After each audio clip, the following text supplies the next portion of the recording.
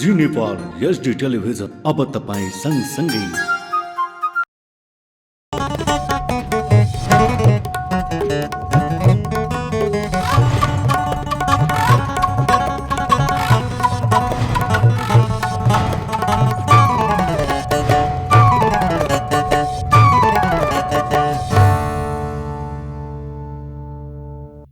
नमस्कार, जी नेपाल न्यूजमा यहाँलाई स्वागत छ। म खेमा जोशी। सुरु गरौं प्रमुख समाचारका शीर्षकहरूबाट। पोखरामा भएको यति एयरलाइन्सको दुर्घटनामा अहिलेसम्म 64 भन्दा बढीको मृत्यु, अन्य यात्रुको विवरण आउन बाँकी।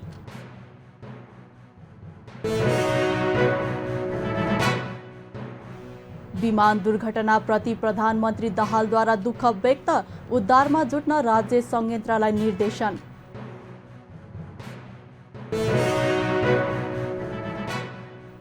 आज देशभर माघे संक्रान्ति र माघी पर्व मनाइयो। पर्वका अवसरमा देवघाट, त्रिशुली, काली गण्डकी, बागमती लगायतका ठाउँमा बिहानैदेखि दर्शनार्थीको घुइँचो।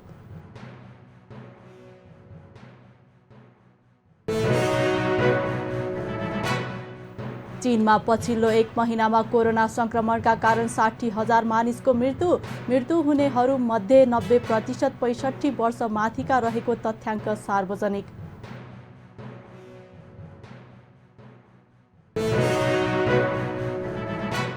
र NBA राष्ट्रिय महिला तथा पुरुष क्लब भलिबल च्याम्पियनसिप अन्तर्गत डायमन्डलाई हराउँदै पुलिस च्याम्पियन। निर्णायक खेलमा पुलिसले 15-11 को जित निकाल्न सफल। अब समाचार विस्तारमा। आइतबार बिहान पोखरामा भएको यति एयरलाइन्सको दुर्घटनामा अहिलेसम्म 64 जनाको मृत्यु भएको छ। दुर्घटनास्थलमा रहेका कास्कीका प्रहरी प्रमुख एसपी अजय केसीका अनुसार अहिलेसम्म 64 जनाको शव फेला परेको बताउनु भएको छ। 30 वटा शव निकालेर अस्पताल पुर्याइसकेका छौं। 34 वटा शव खोजमा भेटिएका छन्। निकाल्न प्रयास गरिरहेका छौं, केसीले भन्नुभयो। 300 मिटर गहिरो खोज भएकाले शव निकाल्न कठिन भएको छ। मृतक मध्ये 5 जनाको शनाखत भएको केसीले जानकारी दिनुभयो। अहिलेसम्म कोही पनि जीवित नभेटिएको उहाँले बताउनुभयो। जहाजमा 4 जना चालक दलका सदस्य सहित 72 जना सवार थिए। दुर्घटनामा परेको जहाजमा आगो लागेको थियो। केही घण्टापछि आगो नियन्त्रणमा लिएर उद्धार गरिएको थियो। काठमाडौँबाट पोखराका लागि उडेको 9 ANC विमान पोखरा अन्तर्राष्ट्रिय विमानस्थलमा अवतरण गर्ने क्रममा सेतीको खोजमा दुर्घटनामा परेको थियो।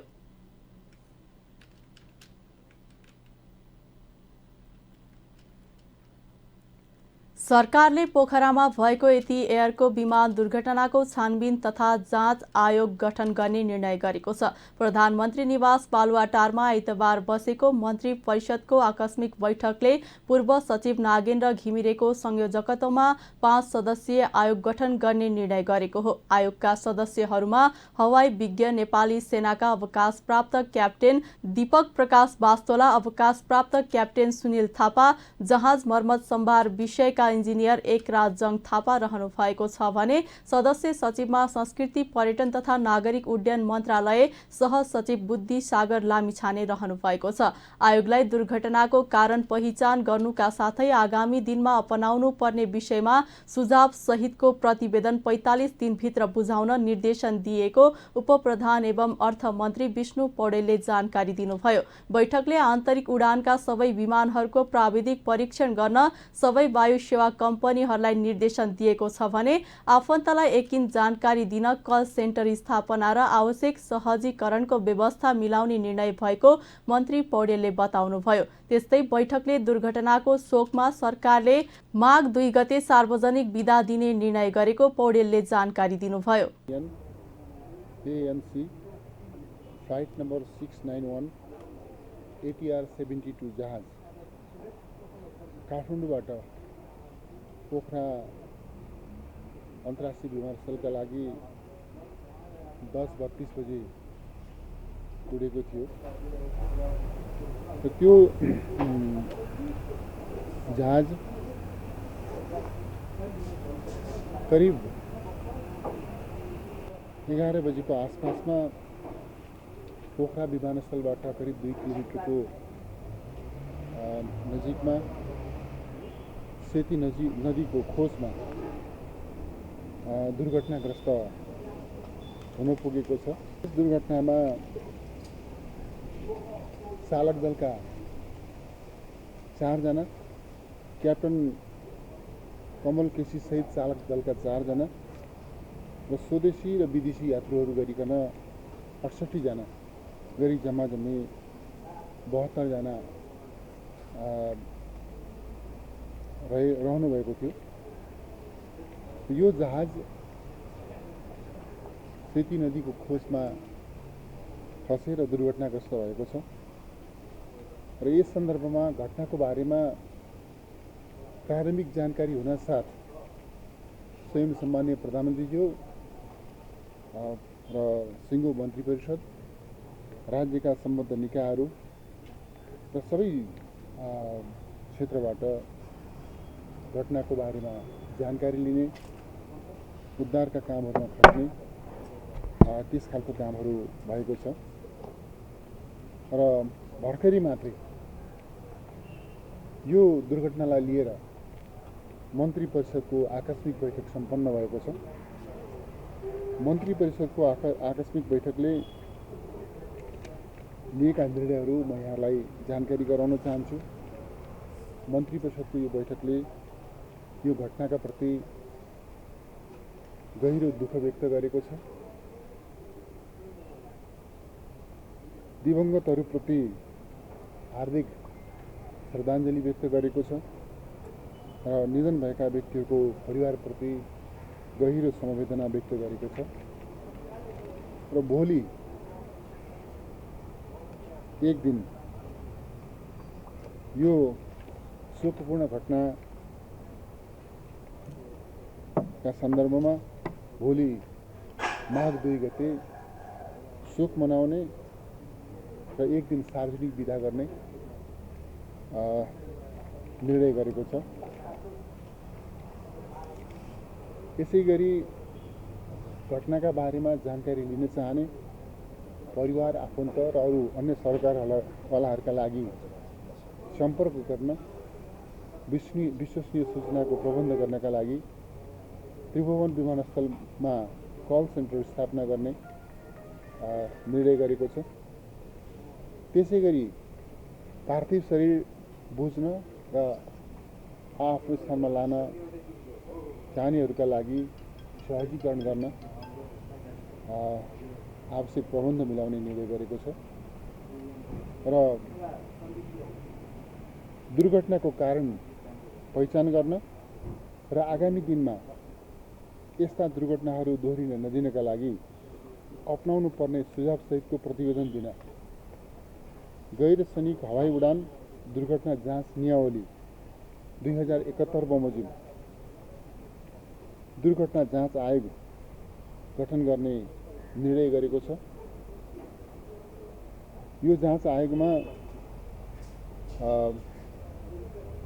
पूर्व सचिव नागेन्द्र घिमिरे यसको संयोजक रहनुहुन्छ र सदस्यहरूमा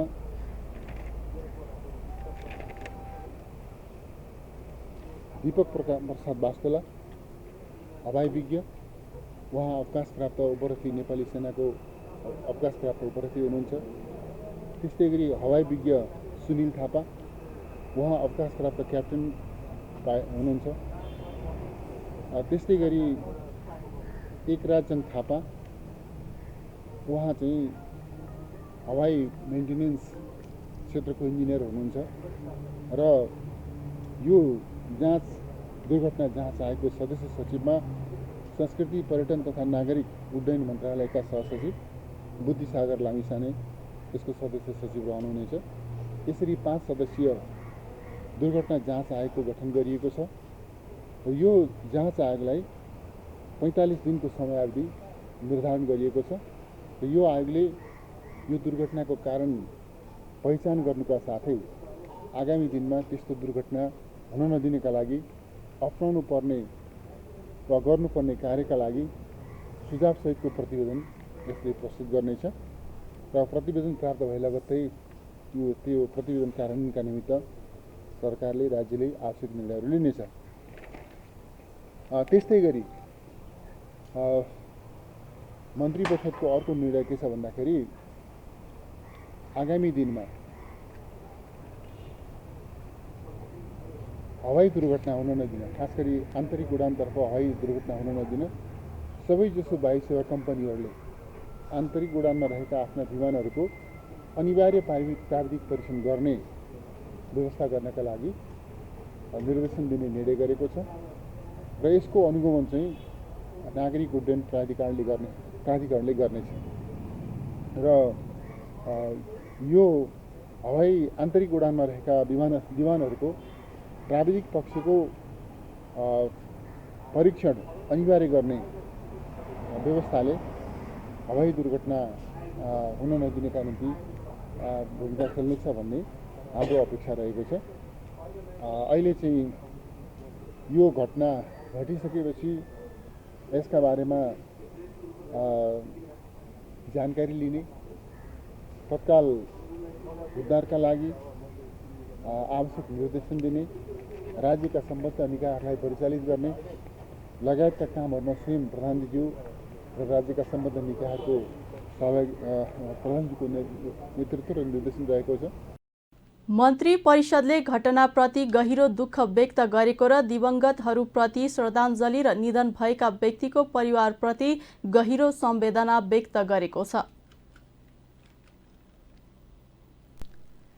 प्रधानमन्त्री पुष्पकमल दाहाल प्रचण्डले आइतबार पोखरामा एथी एयरलाइन्सको विमान दुर्घटना भएको प्रति गहिरो दुःख व्यक्त गर्नुभएको छ। विमान दुर्घटना भए लगत्तै उहाँले उद्धारमा जुट्न राज्य संयन्त्रलाई निर्देशन दिनुभएको प्रधानमन्त्री दाहालको सचिवालयले जनाएको हो। उक्त विमानमा 68 जना यात्रु र 4 जना चालक दलका सदस्य रहेका छन्। 68 जना यात्रु मध्ये 10 जना विदेशी नागरिक भएको पर्यटक भएको पनि सचिवालयले जनाएको छ।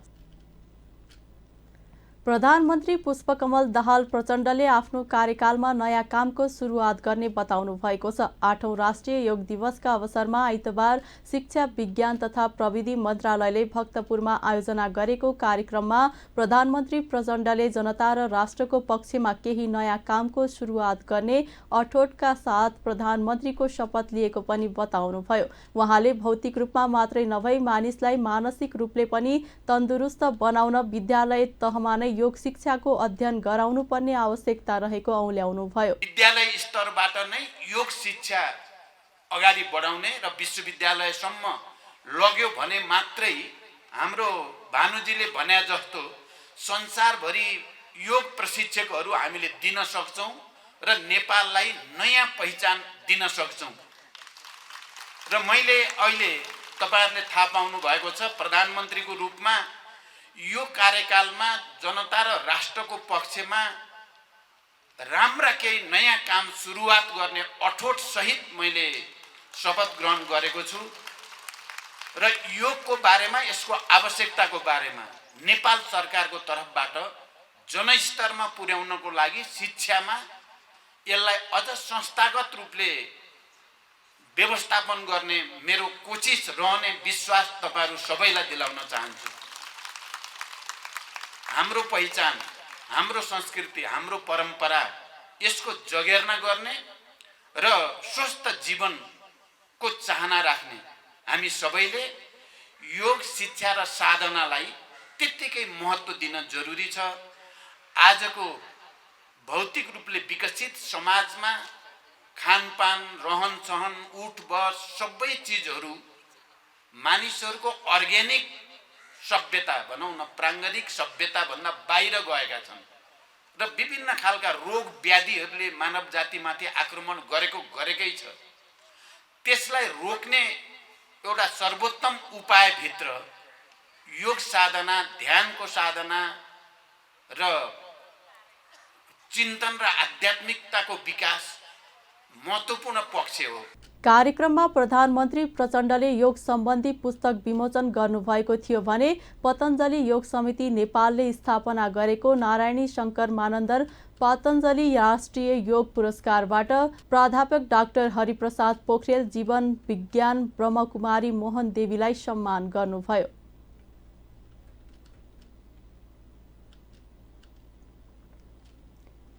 त्रिभुवन अन्तर्राष्ट्रिय विमानस्थलले पोखरा विमानस्थल नजिकै दुर्घटनाग्रस्त भएको यति एयरलाइन्सको विमानले मापदण्ड पूरा गरेरै उडान भरेको जनाएको छ। विमानस्थलमा पत्रकार सम्मेलन गर्दै विमानस्थलका महाप्रबन्धक प्रेमनाथ ठाकुरले काठमाडौँ र पोखराको मौसम पनि सफा रहेको र मापदण्ड पूरा गरेरै उडान भरेको जानकारी दिनुभयो। पोखरा एयरपोर्ट मापदण्ड पूरा गरेर बिहानदेखि खुला रहेको र दुर्घटना हुनु अघि अन्य विमानले पनि उडान भरेको उहाँले जानकारी दिनुभयो। र 4 जना क्रू मेम्बर गरेर 72 जना प्यासेन्जर अनबोर्ड हुनुहुन्थ्यो। त्यसमा पाइलट कमल केसी, अन्जु खतिवडा र एयर होस्टेस सृजना होङचुङ, ओसिन आलेमगर हुनुहुन्थ्यो भने 5 जना इन्डियन, 10 जना फरेनर, त्यसमा रसियन 4 जना, आयरल्यान्डको 1 जना, अस्ट्रेलियन 1 जना, अर्जेन्टिनाको 1 जना, फ्रान्सको 1 जना र कोरियन 2 जना, 53 जना नेपाली अनि 4 जना प्लस क्रू मेम्बर नेपाली हुनुहुन्थ्यो। अहिले घटनास्थलमा सशस्त्र प्रहरी, नेपाल प्रहरी, नेपाल आर्मी र पोखरा विमानस्थलको रेस्क्यु एन्ड फायर फाइटर हाम्रो सहयोगीहरू त्यो ठाउँमा चाहिँ रेस्क्यु कार्यमा संलग्न हुनुहुन्छ। जीवित हुनुहुन्छ कि हुन्न त्यो अहिले भन्न सक्ने अवस्थामा छैनौँ हामी। त्यो प्रयास जारी छ र सम्माननीय प्रधानमन्त्रीज्यू, गृहमन्त्रीज्यूबाट चाहिँ हाम्रो रेस्क्यु कोअर्डिनेसन सेन्टर यो टिआईमा इस्टाब्लिस भएको ठाउँमा उहाँहरू स्थलगत रूपमा आएर हेर्नुभयो र आवश्यक निर्देशन दिनुभयो। हाम्रो रेस्क्युहरू कार्यहरू कसरी भइरहेछ, को इन्भल्भ छ, घटनामा चाहिँ कतिजना हुनुहुन्थ्यो, सबै डिटेल उहाँहरूले लिएर जानुभयो र हामीलाई निर्देशन दिनुभयो र जति पनि डेभलपमेन्ट हुन्छ रेस्क्यु कार्यमा हामीलाई चाहिँ समय समयमा जानकारी गराउनु होला भन्ने चाहिँ पनि समेत निर्देशन दिएर जानुभयो। महाप्रबन्धकज्यू, यो खास के कारणले प्रारम्भिक चाहिँ के देख्नुहुन्छ तपाईले? वेदरको कारणले हो या केले हो? वेदर भन्नुहुन्छ भने आज बिहानदेखि पोखराको वेदर धेरै राम्रो थियो, विन्ड पनि त्यस्तो छैन। अब यो आजै सम्माननीय प्रधानमन्त्रीज्यूबाट के निर्देश, अब त्यो छानबिन कमिटी गठन आजै हुन्छ र उहाँहरूले डिटेल भोइस रेकर्डरहरू के कस्तो भयो, ठ्याक्कै पाइलटहरूको आपसी कुराकानी, त्यसपछि अरू के फल्टीहरू त्यसबाट मात्रै थाहा हुन्छ। अहिले हामी भन्न सक्ने अवस्थामा छैन। हामी नयाँ एयरपोर्टमा उडान अवतरण गरिरहेछौँ कि पुरानोमा गरिरहेछौँ? हैन, नयाँ विमानस्थलमै यो जहाज अवतरण गर्ने अवस्थामा थियो। सर्ट फाइनल लगभग हामी चाहिँ फाइनल अवस्थामा चाहिँ जहाज अवतरण गर्ने अवस्थामा थियो यो। हैन, एटीसीसँग कुरा हुँदा चाहिँ के छ तपाईलाई प्रारम्भिक त आइसक्यो नि? त्यो हामीले चाहिँ पोखरा टावरसँग सम्पर्क गर्दाखेरि पाइलटले त्यस्तो केही भनेन। जहाजमा टेक्निकल कुराहरू अरू कुनै त्यस्तो चाहिँ जानकारी गराएको छैन। नत्र के हुन्छ भने प्र्याक्टिसेस भने कुनै जहाजमा खराबी आयो भने पाइलटले हामीलाई चाहिँ स्ट्यान्ड बाई फायर भेहिकलदेखि लिएर अरूले चाहिँ एसिस्टेन्ट माग्छ, हामीसँग सहयोग माग्छ। त्यही अनुसार टिआईमा पनि हामीले धेरैचोटि यो प्र्याक्टिस गरिसकेको अवस्था छ। हामीलाई चाहिँ उहाँहरूले चाहिँ सहयोग माग्नुहुन्छ भने हामी ठाउँ-ठाउँमा चाहिँ फायर भेहिकल राख्छौँ। हाम्रा चाहिँ त्यो उहाँलाई चाहिँ सहयोगीहरू आर्मी प्रहरीहरू परिचालन गर्छौँ। तर आजको घटनामा पाइलटले हामीलाई एयर ट्राफिक कन्ट्रोलरलाई कुनै त्यस्तो प्रकारको चाहिँ सहयोग माग्नु भएको छैन। तर सेती खोजमा भएको कारणले चाहिँ रेस्क्यु गर्न केही कठिनाइ भयो भनेर हो। अब यो खोजमा भएको हुनाले अहिले हामीले चाहिँ त्यो रेस्क्युरहरूसँग चाहिँ सम्पर्क गर्दाखेरि धेरै कठिनाइ भइरहेछ रेस्क्यु गर्नलाई। त्यो उहाँले जानकारी दिनुभयो र हामी जहाँसम्म लाग्छ त्यो केहीलाई चाहिँ उहाँले रेस्क्यु पनि गरिसकेको अवस्था छ। अब त्यो डिटेल नआएको हुनाले त्यो हामीले भन्न सक्ने अवस्था छैन। तर हामीलाई त्यो जानकारी आउने बित्तिकै यहाँहरूलाई त्यो समेत जानकारी गराउनेछौँ। डोमेस्टिक जुन हाम्रो आन्तरिक विमानस्थल केही समय बन्द गरिएको हो। के हुन्छ भने हाम्रो सम्पूर्ण फायर भेहिकलहरू अहिले त्यो जहाँ एक्सिडेन्ट छ, क्र्यास साइट छ, त्यहाँ चाहिँ हामीले चाहिँ पठाएको अवस्था छ। र अहिले यदि हामी पोखरा एयरपोर्ट खोल्यौँ भने हामीलाई फायर भेहिकल हुँदैन, हाम्रो क्याटेगोरी डाउन हुन्छ। र हाम्रो स्ट्यान्डर्ड के छ भने यदि क्याटेगोरी डाउन भयो भने एयरपोर्ट हामी बन्द गर्छौँ। त्यसैले हाम्रो सम्पूर्ण फायर भेहिकलहरू त्यो क्र्यास साइडमा गएको हुनाले अहिले हामी त्यो क्लोज गरेका छौँ। त्यो फायर भेहिकल फेरि एयरपोर्टमा आयो भने हामी ओपन गर्छौँ। प्रबन्धकज्यू अब के हुन्छ रेस्क्युको कति बजेसम्म सकिएला त्यसपछिको प्रोसिडर्सहरू के हुन्छ अब रेस्क्युअरहरूले चाहिँ कति बेलासम्म त्यो रेस्क्यु गर्नुहुन्छ त्यो ठ्याक्कै भन्न सक्ने अवस्थामा छैनौँ। तर रेस्क्यु कम्प्लिट भइसकेपछि सम्पूर्ण अब के छ त जीवित हुनुहुन्छ कि सबै डेड भइसकेको अवस्था छ कि त्यो सबै डिटेल आइसकेपछि त्यो हामीले फर्दर गर्छौँ र त्यो चाहिँ यदि डेडै भइसक्नु भएको छ भने त्यसलाई उहाँहरूलाई चाहिँ एयरपोर्ट ल्याएर फेरि यहाँ हामी टिचिङ हस्पिटल ल्याएर चाहिँ उहाँहरूको पोस्टमार्टम गर्नुपर्ने हुन्छ। वा जीवित हुन्छ भने उहाँहरूलाई चाहिँ हस्पिटल तुरुन्तै त्यहीँ चाहिँ कहाँ चाहिँ पोखरामा चाहिँ इलाज हुन सक्ने अवस्था छ भने पोखरामा, यदि छैन भने उहाँहरूलाई काठमाडौँ ल्याउने व्यवस्था गर्छौँ। विमान पोखरा अन्तर्राष्ट्रिय विमानस्थलमै ल्यान्डिङ गर्ने तयारीमा रहेको बेलामा दुर्घटनामा परेको ठाकुरले जानकारी दिनुभयो। सबको प्रकृति हेरेर सबको पोस्टमार्टम काठमाडौँमा गर्ने कि पोखरामा गर्ने भन्ने निर्णय लिने उहाँको भनाइ छ। आज देशभर माघे संक्रान्ति र माघी पर्व मनाइएको छ। यस पर्वलाई थारू समुदायले नयाँ वर्षका रूपमा मनाउने गर्छन्।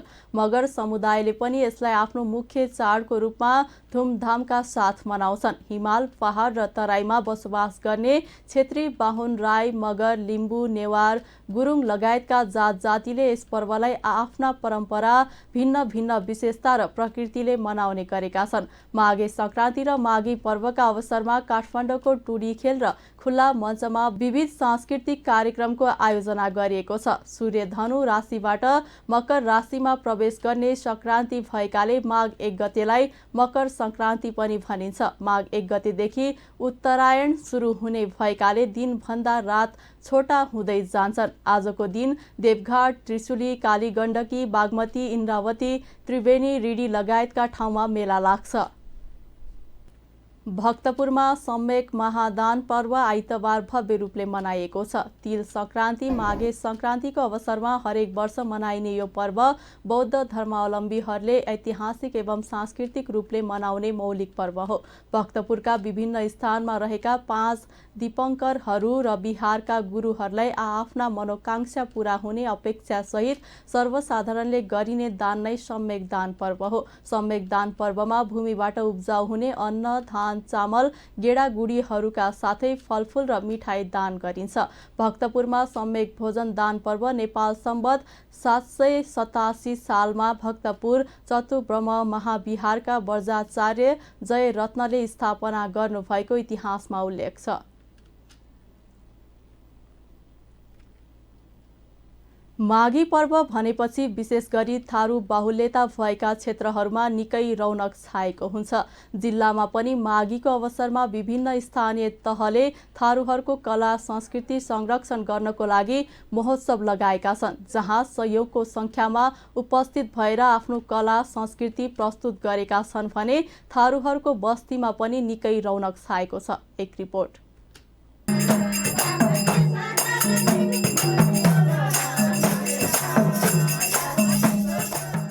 अहिले दाङसहित थारू बाहुल्यता रहेका जिल्लाहरूमा गाउँदेखि सहर बजारमा माघी महोत्सव तथा माघी विशेष कार्यक्रमहरू सञ्चालन भइरहेका छन्। विशेष गरी थारू संस्कृति झल्कने नृत्य र उनीहरूले खाने परिकार राखी माघी महोत्सवको सञ्चालन गरिरहेका छन्।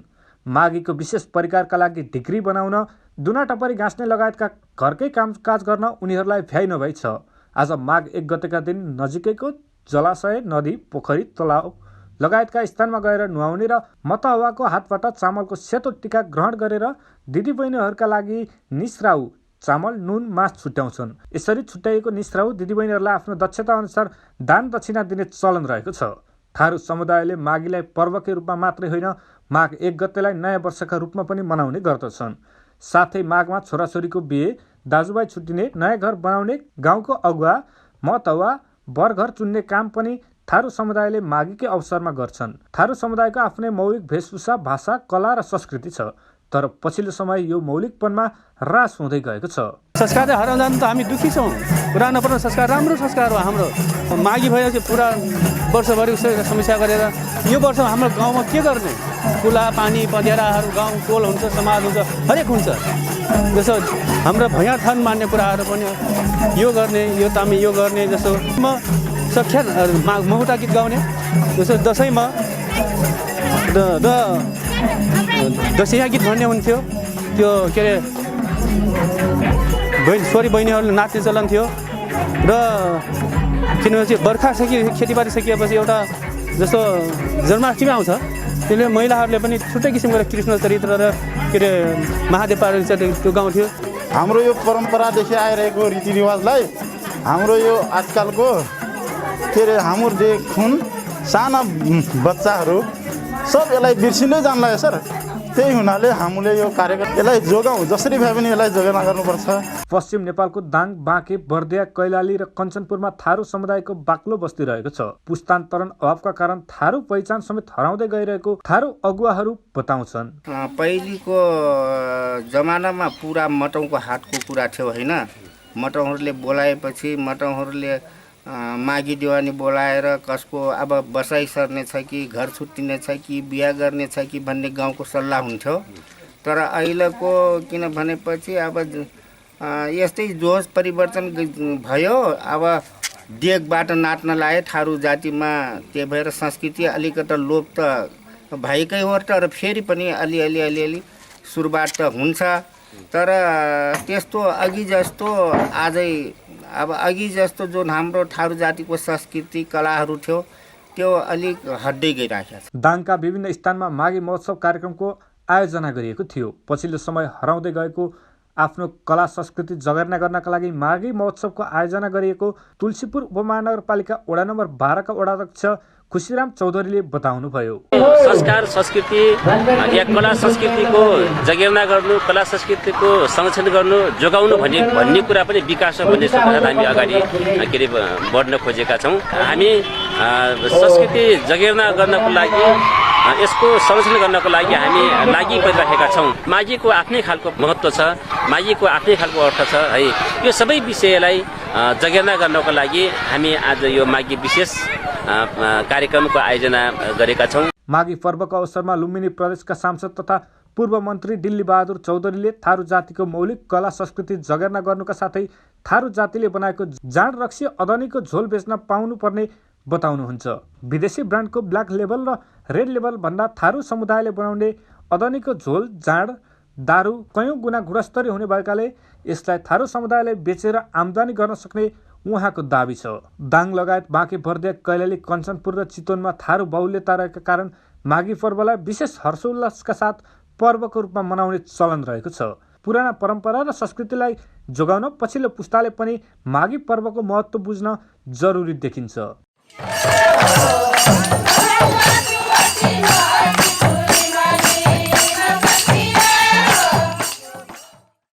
आइतबार 8औं राष्ट्रिय योग दिवस नेपालगञ्जमा विभिन्न कार्यक्रम गरी मनाइएको छ। यस वर्ष स्वस्थ जीवनको चाहना, योग शिक्षा र साधना भन्ने मूल नाराका साथ दिवस मनाइएको हो। योग समिति नेपालको केन्द्रीय कार्यालयबाट आज बिहान निस्केको र्याली सेतु विकल चोक, न्यू रोड, त्रिभुवन चोक, 4 वाहिनी हुँदै नेपालगञ्ज उपमहानगरपालिका पुगेर योगाभ्यास गरिएको थियो। र्यालीमा योग गुरु, योग प्रशिक्षक लगायत योग प्रेमीहरूको उल्लेख्य उपस्थिति रहेको थियो। योग गुरु गिरिराज भट्टराईको सभापतित्वमा कार्यक्रम गरिएको हो। नेपालगञ्ज उपमहानगरपालिकाका मेयर प्रशान्त विष्टको प्रमुख आतिथ्यतामा सम्पन्न कार्यक्रममा योग समिति नेपालका सल्लाहकार विश्वजित तिवारी, नन्दलाल वैश्य, डाक्टर रोमा बोहरा, डाक्टर दिनेश चौधरी लगायतको उपस्थिति रहेको थियो। योग समिति नेपालकी सचिव निर्मला शाहको स्वागत मन्तव्यबाट सुरु भएको कार्यक्रममा बोल्दै नगर प्रमुख विष्टले योग मानव स्वास्थ्यका लागि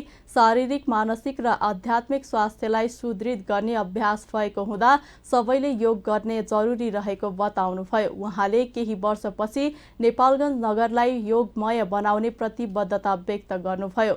उहाँले योग समिति नेपालले विभिन्न वडामा सचेतना फैलाएर योगा अभ्यास गरिरहेकाले नेपालगञ्ज उपमहानगरपालिका अब योगीहरूको सहर भनेर पनि चिन्न धेरै समय नलाग्ने बताउनुभयो। यस्तै योग समिति नेपालका सल्लाहकार नन्दलाल वैश्यले योग एउटा यस्तो अभ्यास हो जो कसैलाई दिन पनि नमिल्ने र कसैबाट लिन पनि नमिल्ने भएको हुँदा आफूले गरे मात्र आफ्नो शरीरलाई फाइदा हुने बताउनुभयो। पछिल्लो समयमा योगतर्फ मानिसहरू आकर्षित भइरहेको योग गुरु गिरिराज भट्टराईले बताउनुभयो। योग समिति नेपालका सदस्य झवी शर्माले कार्यक्रम सञ्चालन गर्नुभएको थियो। बाँके बर्दियाका थारू समुदायका मानिसले माघ 1 गतेलाई नयाँ वर्षका रूपमा धुमधामका साथ स्नान, दान एवं खानपिन र रमाइलो गरेर माघी पर्व मनाउँदैछन्। यस्तै मधेसी समुदायमा खिचडी पर्व मनाइँदैछ। सूर्य उत्तरायण प्रवेश गर्ने दिन माघ 1 गते थारू समुदायको नयाँ वर्ष अर्थात् माघी पर्व पर्दछ। यो पर्वलाई ठाउँ अनुसार विभिन्न नाम पनि दिने गरिएको छ। माघ 1 गतेदेखि 5 दिनसम्म धुमधामका साथ तराई क्षेत्रमा यो पर्व मनाइन्छ। माघ 1 गते बिहानै जलाशयमा गई स्नान पूजा गरी ठुला बडा कहाँ गएर आशीर्वाद लिने परम्परा थारू समुदायको छ। मधेसी समुदायमा भने बिहान नुहाएर खिचडी दान गर्नुका साथै खिचडी खाने र बेलुका मिठा मसिना परिकार बनाएर खाने चलन रहेको छ।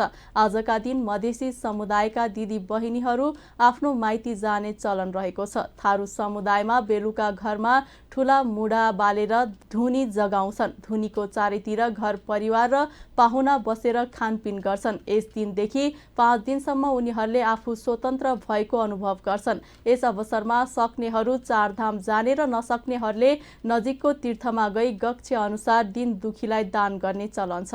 कुनै कारणवश श्राद्ध कर्म रोकिएकाहरूले आजैका दिन श्राद्ध गर्नुपर्छ भन्ने मान्यता रहेको छ।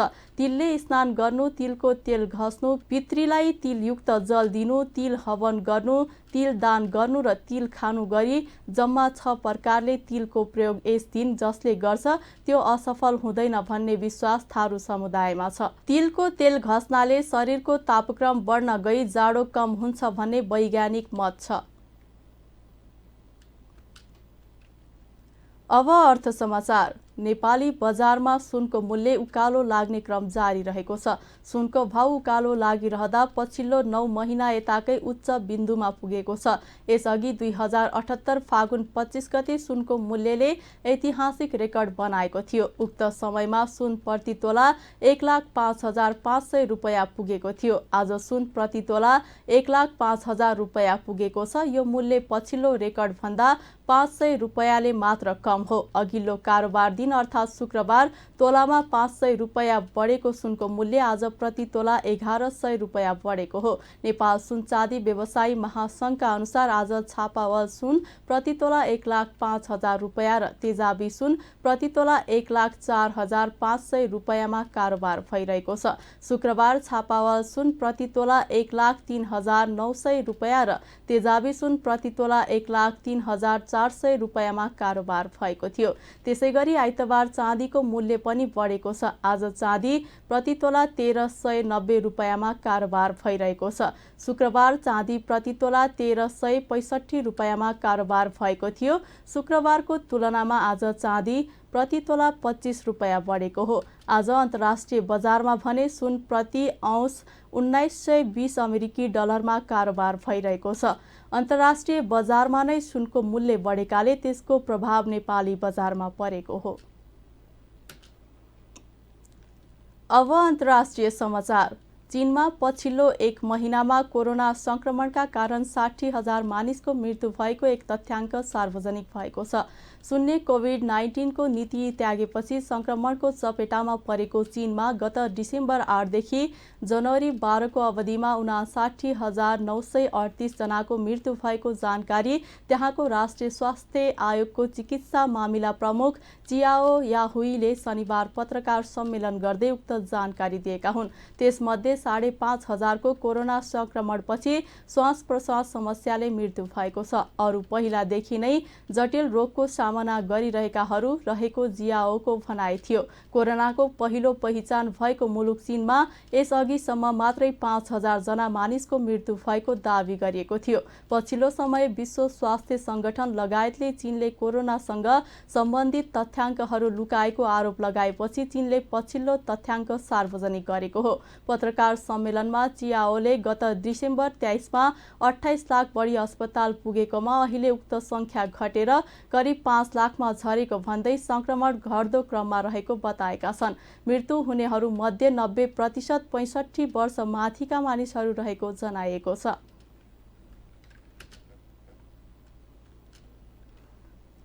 अब खेल समाचार।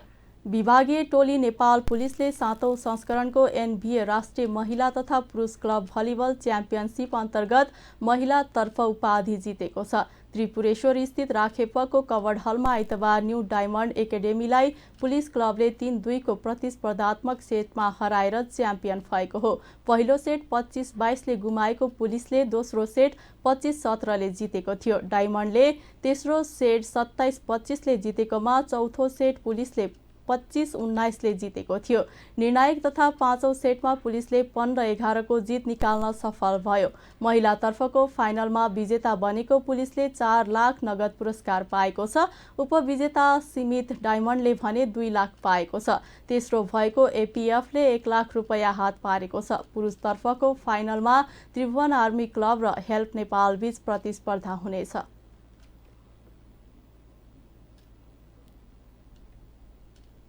खेल समाचारसँगै हामी जी नेपाल न्युजको अन्त्यमा आइसकेका छौं। जाँदा जाँदै प्रमुख समाचारका शीर्षकहरू पुनः एकपटक। पोखरामा भएको यति एयरलाइन्सको दुर्घटनामा अहिलेसम्म 64 भन्दा बढीको मृत्यु, अन्य यात्रुको विवरण आउन बाँकी।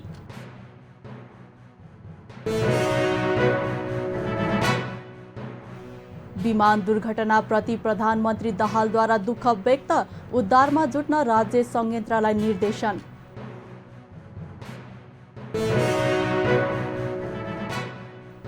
आज देशभर माघे संक्रान्ति र माघी पर्व मनाइयो। पर्वका अवसरमा देवघाट, त्रिशुली, काली गण्डकी, बागमती लगायतका ठाउँमा बिहानैदेखि दर्शनार्थीको घुइँचो।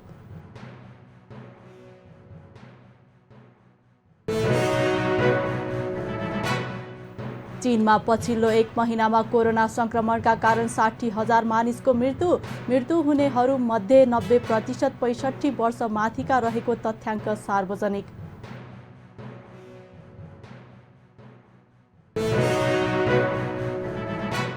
र एनबीए राष्ट्रिय महिला तथा पुरुष क्लब भलिबल च्याम्पियनसिप अन्तर्गत डायमन्डलाई हराउँदै पुलिस च्याम्पियन। निर्णायक खेलमा पुलिसले 15-11 को जित निकाल्न सफल।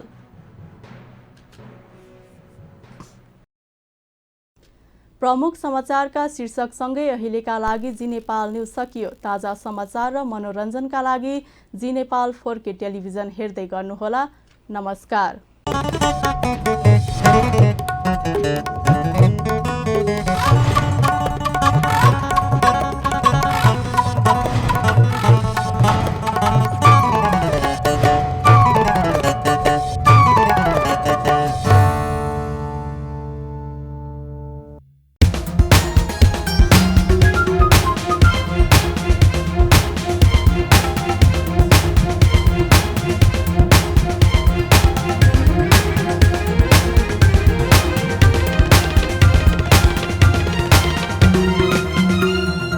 जी नेपाल एचडी टेलिभिजन अब तपाईँ सँगसँगै